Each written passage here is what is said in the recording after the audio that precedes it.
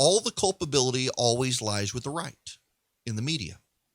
When it was the Tea Party activists who were peaceful, they were considered violent.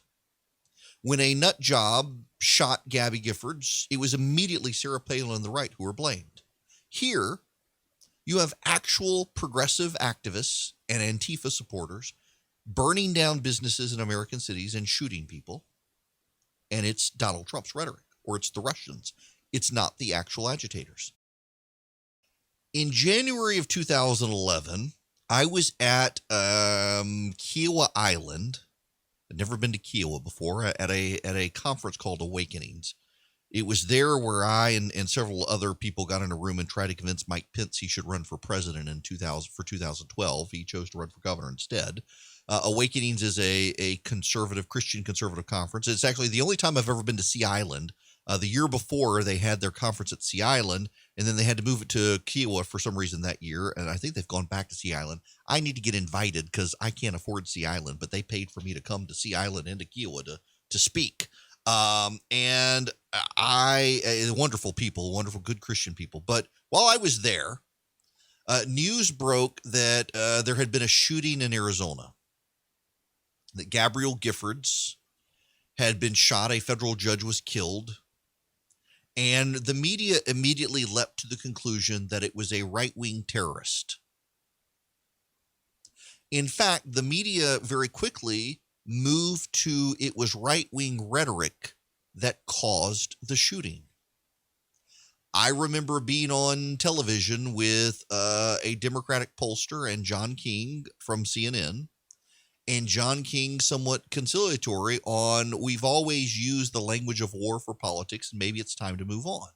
And the immediate culprit, according to the media, was Sarah Palin, who had sent out a mail piece that had targets on different congressional districts around the nation, one of which was Gabrielle Giffords. And the media very quickly pinned Sarah Palin on this, even though she had nothing to do with it. They wanted to blame her. The New York Times still has blamed Sarah Palin, even though it's been thoroughly debunked. Turns out that Jared Lochner, the shooter, was mentally ill. And to the extent that he had ever voiced any interest in politics, it was of the left. But it really wasn't political. He was just nuts. It had nothing to do with their politics. And the media, though, rushed to blame conservatives. In fact, in 2009 and early 2010, there were a series of town hall events in the run-up to Obamacare, all of which were peaceful. And yet at the time, members of the media blamed the right and said the right was intimidating people. Chris, what's his name, Hayes on MSNBC at the time, I don't think he had a show, but he was a regular commentator and went on really upset at the tone of the right, the violent tone of the right. There wasn't violence, but it was a violent tone, and it was intimidating. And it was scary. And the media wanted you to be fearful of conservative Tea Party activists waving American flags and opposing Obamacare. There was no violence. Mary Catherine Ham, now at CNN, at the time she was writing at townhall.com, actually documented during the recess town halls, August, September of 2009, documented 6 arrests. 5 of the 6 arrests were union activists who beat up Tea Party activists. And yet the media blamed the Tea Party. They were racist, they were intimidating, they were thugs, they were goons, they were bad. And now fast forward to 2020, where American cities literally are being set on fire by left-wing activists, by progressive activists. They are not Joe Biden supporters, to be fair. They are Bernie Sanders or to the left. To the extent they vote, they will vote for Joe Biden to stop Donald Trump, but they don't really like Joe Biden. Joe Biden has nothing to lose with denouncing these individuals because they're not his voters to begin with. They're further to the left than even him.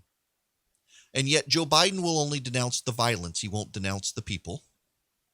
If Donald Trump were to do that, Donald Trump would be excoriated by the media. And that's not a hypothetical, because in Charlottesville, Virginia, in the aftermath of that Unite the Right rally of white supremacists, where Antifa showed up and someone got killed by a white supremacist, Donald Trump denounced the violence on both sides, And the media condemned him for not specifically denouncing the white supremacists, contrary to how they're treating Joe Biden.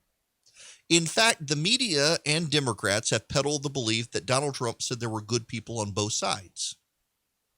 And in fact, that's not what Donald Trump said. And I, frankly, was under the belief that that is what Donald Trump said because so many people in the media reported it. And it turns out that's not true. If you actually, and kudos to Jake Tapper of CNN for being the one to debunk this. It was Jake Tapper at CNN who debunked it, who played the video. The president denounced actually the white supremacists that the media said he did not denounce, and said beyond the white supremacists, there were people there on both sides, good people on both sides, who were protesting in their own way, separate from what the white supremacists were doing. And there were good people on both sides, on the left and the right. But the media would have you believe that he was supporting the white supremacists by calling them good people. He did not do that. Jake Tapper of CNN debunked this. And yet it continues on in the media as a myth. Well, here comes Joe Biden denouncing violence, the violence and the riots, but he won't actually denounce Antifa. He won't denounce the actual violent people, just the violence in generic terms. And the media is willing to give him a pass in the way they never would the right. This is a clear double standard by the media in America today. It is a clear double standard in how they attack the Republicans and attack individuals and attack whole blankets of conservative supporters during the Tea Party days, and they won't do it now. And the Democratic politicians do it as well. Let me play this clip by Amy Klobuchar. Listen to this very carefully. Well, my first reaction is, and I have long condemned looting, violence, threats. That's not peaceful protest. And I don't care who's engaging in it, you condemn it. And of course, Joe Biden has clearly condemned it. But let's step back. This isn't just happening in one place. It's happening all over the country. It is happening under Donald Trump's watch. What is going on? We have innocent people like George Floyd shot by police.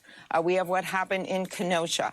And then we have a president that literally stands on the people's lawn in violation of the Hatch Act, stands on the lawn with a bunch of pageantry in a bunch of fancy clothes with arias playing from the balcony and says, oh, do you want to be more safe?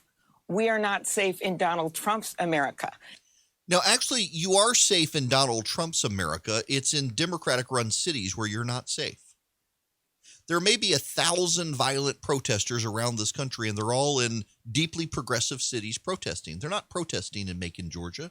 They're not even protesting in Atlanta, where the governor very wisely put the National Guard on alert before the Antifa could move in. They're not protesting in Birmingham, Alabama. They're not protesting in they're not protesting in Sacramento, California. They're not protesting in Dallas, Texas. They're protesting in deeply progressive enclaves. But notice what Amy Klobuchar does. She does what the media does. She takes it back. It's all Donald Trump and Donald Trump's rhetoric. Let the record show. In 2008, candidate Barack Obama told his supporters they needed to start taking guns to knife fights. The media said nothing. Let the record show. It was Barack Obama who actually committed an office led by Linda Douglas, formerly of ABC News, where you could forward emails that your neighbors and others sent that supposedly lied about Obamacare. Turn in your neighbors for lying about Obamacare, and they would set the record straight. Let the record show it was Barack Obama who encouraged people, his supporters, to get in their neighbor's face and argue. That's actually the words Barack Obama said, get in your neighbor's face and argue. And the media gave him a pass. Let the record also show it was Barack Obama who told Hispanic voters the Republicans were their enemy. And let the record show it was Joe Biden, then Vice President of the United States, who told black voters Republicans wanted to put them back in chains. And the media said nothing. The media said nothing. And now it is left-wing agitators who are burning down American cities. And who does the media blame? Donald Trump. It is left-wing agitators shooting at Trump supporters. And who does the media blame? Donald Trump. I want to play you two clips. This is from Dana Bash on CNN, who I know I like and I deeply respect, but I need you to listen to this. This is Adam Schiff talking. Do you have any reason to believe that Russia is trying to fuel some of the civil unrest in these cities via social media or other methods? In terms of what we can expect from the Russians or what the Russians are doing, the Russians 4 years ago, Dana, exploited Black Lives Matter. They set up their own false flags online to try to divide people along racial lines. Are they doing it and we now? have to, they are once again doing their best in social media, in their overt media, and other means to grow these divisions again. And I think that most pernicious, we have to worry about their aggravating these tensions in our cities. We also have to worry about the Russians pushing out the president's false narratives about voting by mail. But finally, on the protest, Dana, I want to underscore something that you were asking Senator Johnson about, and that is the president is willfully fanning the flames of this violence. As his own advisor, Kellyanne Conway, said last week, they believe the violence is helpful to them. That was him speaking for 1 minute and 5 seconds. Now listen to Dana Bash talking to Ron Johnson about the Russia situation. It's how the media and how Democrats have taken that and basically done Vladimir Putin's work for them. This is about the Constitution and the oversight responsibility that people like you in Congress have. Shouldn't you have the opportunity to question people who are working on securing the elections, which are happening now? We do, and we will. And we all know what Putin is doing.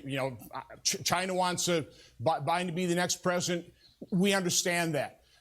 But it's very difficult to change votes. It's very difficult to actually affect the poll numbers. What you can do is destabilize our politics. And that is exactly what Russia is succeeding in doing because of what Adam Schiff, Democrats, and the news media have done as a result. Do you believe and do you agree with the notion that Russia, as we speak, is trying to destabilize this election? Yeah, they always have. They always will.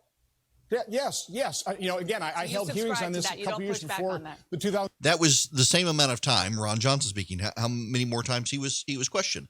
Notice the fallback here as well is Russia, Russia, Russia.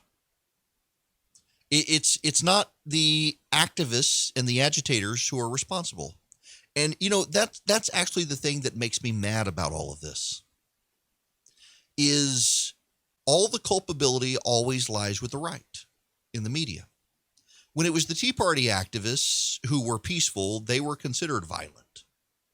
When a nut job shot Gabby Giffords, it was immediately Sarah Palin and the right who were blamed. Here, you have actual progressive activists and Antifa supporters burning down businesses in American cities and shooting people. And it's Donald Trump's rhetoric, or it's the Russians. It's not the actual agitators. When Joe Biden comes out and condemns the violence, he condemns the violence, not those people committing the violence. He does not name them. When Ted Wheeler, the mayor of Portland, Oregon, comes out, he says it's Donald Trump who's exacerbating the tensions. How? Donald Trump can't exacerbate the tensions. Why is it that Barack Obama can come out and tell people to get in their neighbors' faces and that Republicans are the enemies, and you don't see Tea Party activists burning down neighborhoods in America? But you see left-wing activists burn down streets in America, and it's the right's fault. It's Donald Trump's fault. That is called a double standard. That is hypocrisy in the media. They refuse to hold the left to the same standards they've always held the right. You will recall several years ago, a man tried to fly a plane into the IRS building in Texas as a protest, and he was immediately presumed to be a right-wing activist. It turned out that he was a Marxist activist. You'll recall several years ago there was a shooting outside the Pentagon at the bus stop. The person was immediately presumed to be a right-wing activist. Turned out he was a left-wing activist, and the media just completely went away. Remember the Discovery Channel? The guy took hostages at Discovery Channel?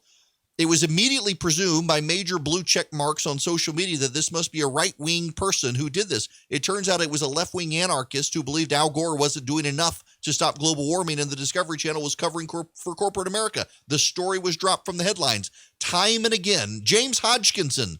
When it turned out James Hodgkinson was a Bernie Sanders supporter, the media dropped the story. Had he been on the right, it would have been a multi-week phenomenon of investigating who this guy was. And now you've got Democratic senators like Chris Murphy from Connecticut who are inflaming the next generation of James Hodgkinsons, and notice the media isn't saying anything. Let me read for you the tweet from Chris Murphy. This is a tweet from a senator, a United States senator.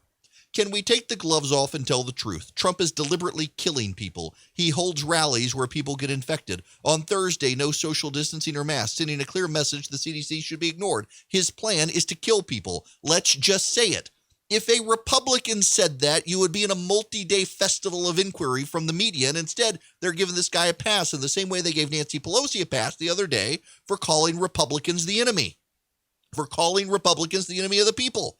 They constantly give Democrats passes on rhetoric they would never give Republicans passes for. They constantly highlight right-wing protesters as violent and actually ignore the actual violence from left-wing protesters. There is a double standard here, and that in and of itself helps perpetuate and fuel what's happening in the country. And the fact that the media won't own up to it and turns a blind eye to it and defends themselves is another reason left-wing agitators can burn down America and get a pass without anybody paying attention to it, unless people like Donald Trump speak up and point out what's happening, and then suddenly it's his fault for daring to point out who's doing it.